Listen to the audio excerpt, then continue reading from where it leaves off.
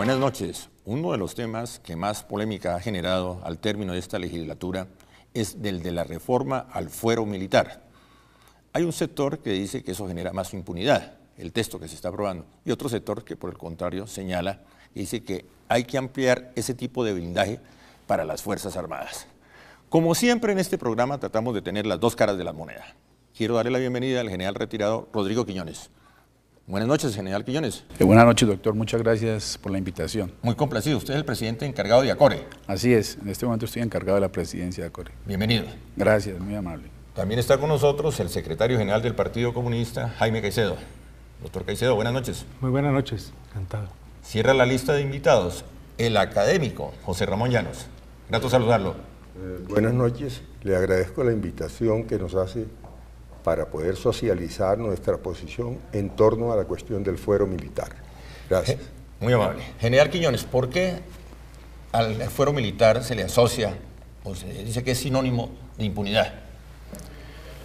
Pues la verdad yo no sé, yo debería responder eso las personas que hacen esa indicación. No entiendo por qué pues, esa persecución permanente sobre el fuero militar. Si en alguna oportunidad se han cometido algunos errores, los hemos corregido, pero errores también y múltiples hay en la justicia ordinaria. Pero el tema concreto, por ejemplo, de los falsos positivos.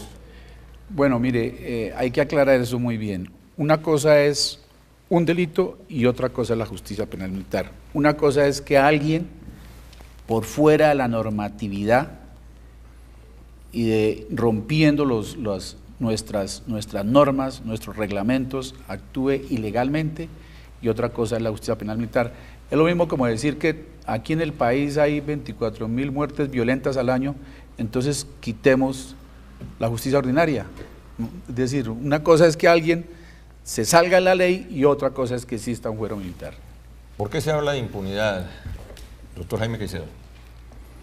Bueno, el tema es que ha existido, digamos, a lo largo de más de medio siglo de una forma de guerra civil, de todas maneras un conjunto de irregularidades que han afectado al país bajo la forma de violaciones sistemáticas de los derechos humanos, que han sido documentadas por organizaciones internacionales y por las propias Naciones Unidas. De manera que Colombia, que ha estado bajo ese señalamiento, no puede dejar pasar por alto el hecho de que al tomarse una medida como la que aprobó ayer la Cámara de Representantes, en el sentido de reformar el fuero militar y establecer una ley estatutaria que reglamenta lo que ya es una reforma constitucional al respecto, pues naturalmente se amplifican las posibilidades y la probabilidad de que muchos de los delitos que estaban en este momento siendo tratados por la justicia ordinaria vuelvan a quedar como antaño, cuando el país permanecía en estado de sitio, como parte y prerrogativa del fuero penal militar. ¿Cuál es su lectura, doctor Llanos? No, la respetabilidad de una institución se la ganan sus acciones y sus actuaciones. En el caso de la justicia penal militar, lo que sucede es que han sido más los hierros que los aciertos. Y en consecuencia la opinión pública valora esas cuestiones. Y en un momento candente de la guerra que parece ser que hacemos tránsito hacia la paz, no tiene sentido, ¿cierto?, aprobar un fuero militar cuando estamos a puertas de la paz, aparentemente. ¿Tiene elementos para el debate, general Quiñones? Sí, mire, el fuero militar no es una prerrogativa, el fuero militar es una garantía constitucional que el Estado da a un grupo de sus miembros que realizan una actividad especializada y del más alto riesgo. O sea, primero que todo es una garantía. ¿Por qué una garantía? Porque se está realizando una actividad especializada como es un combate donde se está arriesgando la vida, donde aquí desafortunadamente en nuestro Estado colombiano y reconocido ya por el gobierno hay un conflicto interno. Un conflicto interno es que hay una parte del Estado que está atacando este Estado y que en este momento pues hay algunas personas que son afines a la ideología de esos grupos y están ubicados en diferentes partes de la sociedad colombiana. Entonces, pues para nosotros es como una amenaza que de pronto alguien que sea afín ideológicamente con uno de estos grupos terroristas esté investigando y juzgando a uno de los miembros de las fuerzas militares que los está enfrentando militarmente. Bueno, para completar nuestro cuadro, la mesa de trabajo, vamos a un breve corte de comerciales, pero antes, Estefanía Cervantes, buenas noches. Buenas noches, Adolfo. Hacemos una invitación para que nos sigan a través de nuestras redes sociales. En Facebook estamos como Adolfo Beck, en Twitter nos encuentran como @elgrandebate. Asimismo, les invitamos para que encuentren todos los archivos de nuestros programas en YouTube, y en Colmundo Radio estamos de lunes a viernes de 1 a 2 de la tarde. Ya regresamos.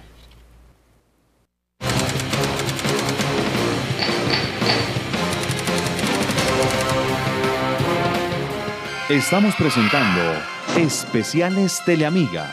Teleamiga Internacional. Reúne a la familia. Viene a Colombia las Olimpiadas Internacionales de Matemáticas en julio. Conozca a los estudiantes de bachillerato más destacados de 103 países del mundo. Barranquilla y Santa Marta, sedes oficiales de la Olimpiada Internacional de Matemáticas. En el centro histórico de Bogotá, usted encuentra el Hotel Plaza 36, un perfecto equilibrio entre la tradición y el modernismo que proporciona a nuestros huéspedes la posibilidad de disfrutar su estancia en habitaciones con una bella y tranquila vista natural, sin privarse de las comodidades tecnológicas. Un hotel diseñado conservando el estilo colonial y elegante del sector, que es considerado patrimonio arquitectónico de la ciudad. El Hotel Plaza 36 cuenta con 24 confortables habitaciones, distribuidas entre las amplias Junior Suites, que cuentan con estudio y balcón, habitaciones sencillas, dobles, doble twin y habitación especial para discapacitados. Las puertas del Hotel Plaza 36 están abiertas para usted y los suyos. Bienvenidos al confort y al verdadero descanso.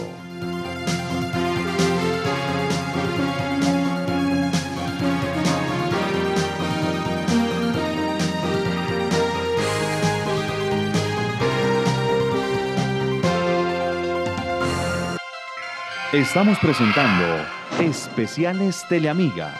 Teleamiga Internacional. Reúne a la familia.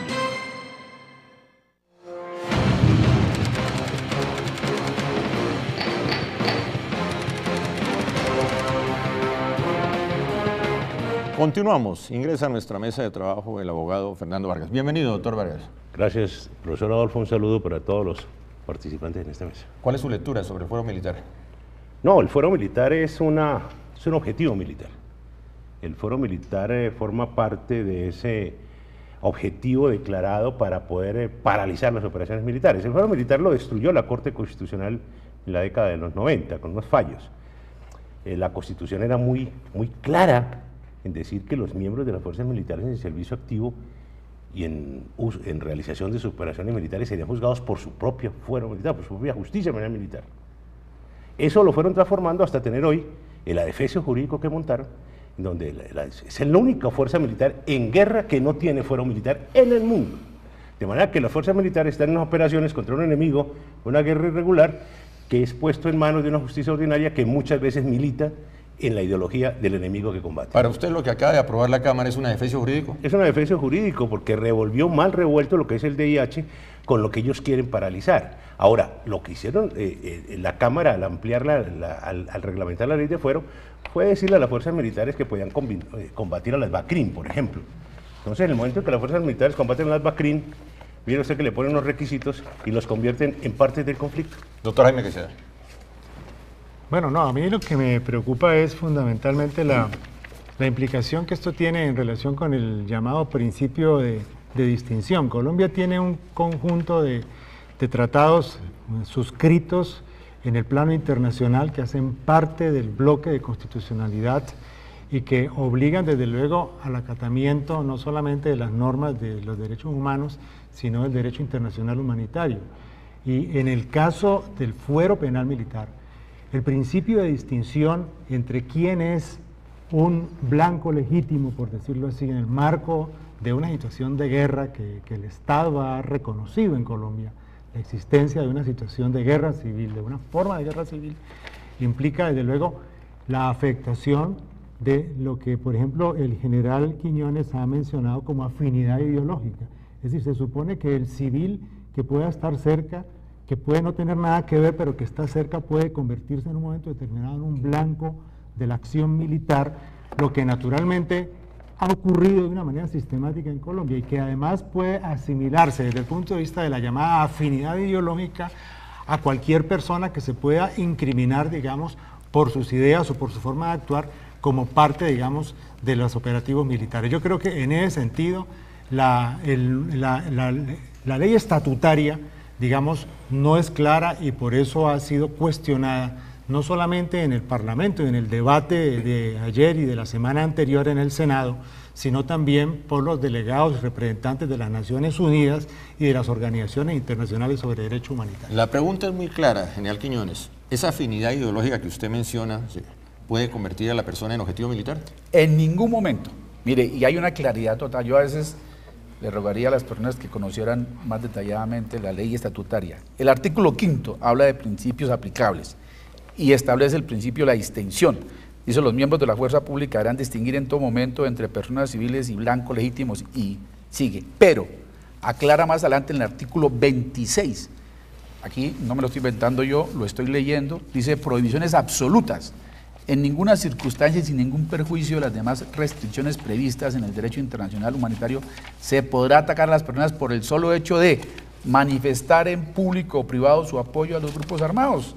O sea, tener cualquier otro nexo con los grupos armados que no permita calificar a la persona como un blanco legítimo. O sea, es totalmente clara la ley estatutaria para que en ningún momento, por el hecho de pensar o declarar que es afín a lo que ellos están haciendo, van a ser blancos legítimos. Eso está claro y establecido en la ley estatutaria. Profesor José Ramón Llanos. No, lo primero es, tendríamos que preguntarnos por qué razón se fue desmontando el fuero militar.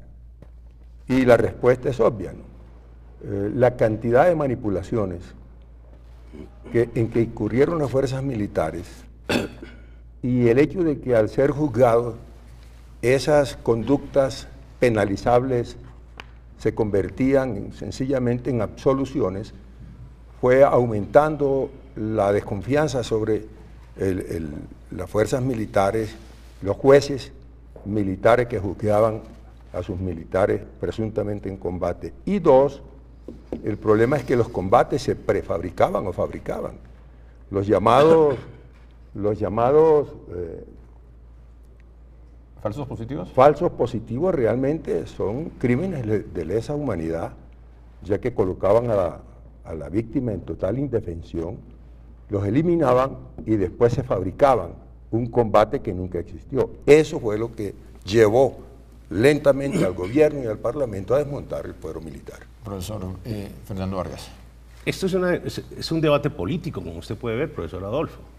En esta mesa, ¿quién me puede decir, quién le puede decir a Colombia en esta mesa cómo diferenciar a un guerrillero camuflado con un miliciano para poder decir quién es o no blanco de una operación militar? ¿Cuántos milicianos son de civiles con armas cortas? Muchos, y eso lo sabemos todos en esta mesa. De por sí en lo que son los estatutos de la FARC se dice cuál es el perfil de un miliciano. Se saca la misma sociedad civil. Ojalá sea miembro de Junta de Acción Comunal, ojalá sea miembro de alguna organización de esos de la sociedad civil. ¿Cómo diferenciar al guerrillero civil que está armado, pero que no muestra su arma directamente, sino que entonces toca esperar al soldado que le dispare y lo mate para luego reaccionar? No, esta es una guerra.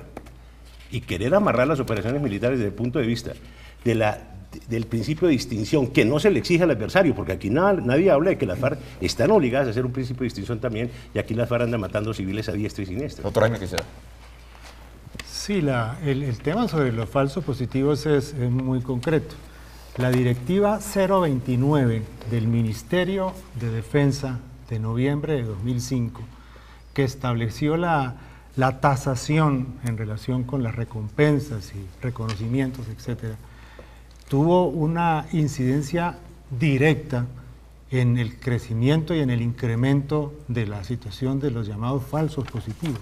Es decir, fue parte, digamos, de una determinación política del Ministerio de Defensa, que después se han tenido que recogerla, echarla hacia atrás, que haya tenido que existir toda esta depuración en sectores de las fuerzas militares, del alto mando inclusive, porque no es que esto sea una cosa de todos los militares ni de todas las fuerzas militares y de policía en el país.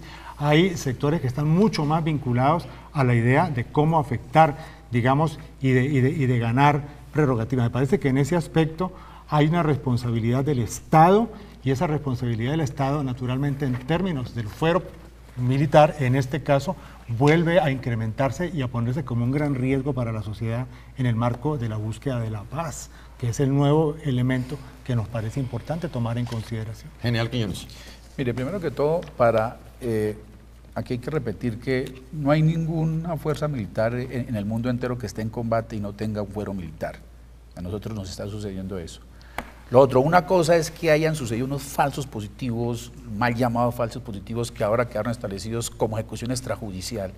Y otra cosa es el fuero penal militar. Alguien que haya cometido un error y que ese error que se cometió de falsos positivos fue denunciado inicialmente por un general del ejército, del mismo. Ahora, en cuanto al blanco legítimo, indudablemente el blanco legítimo se entiende a las personas que forman parte de un grupo armado y que realiza funciones directas y hostiles que realiza este grupo, pero en el momento en que este sujeto o esta persona esté desarmada, se rinde, se entregue, baje el arma, pues ya no es un blanco legítimo, sino que ya se somete a otra actividad que es la captura y la entrega a la respectiva justicia en ese momento. Entonces hay que tener esas claridades, o sea, ser bien específico en esos puntos. Gracias, profesor Llanos. No, yo creo que, perdón que diga una cosa en el lenguaje popular, el papel resiste todas. El problema es la práctica. Lo que tendríamos que discutir aquí es hacer una diferenciación entre lo que contiene esto que acaba de aprobarse, 100 y pico de páginas, y las realidades del país, y la conducta de las Fuerzas Armadas. Porque el gran problema, yo sí estoy de acuerdo con ustedes en que en un combate es obvio que un soldado no va a ponerse a distinguir y va a decir usted es combatiente o no. El problema es cuando usted prefabrica el combate, y eso es lo que ha acontecido.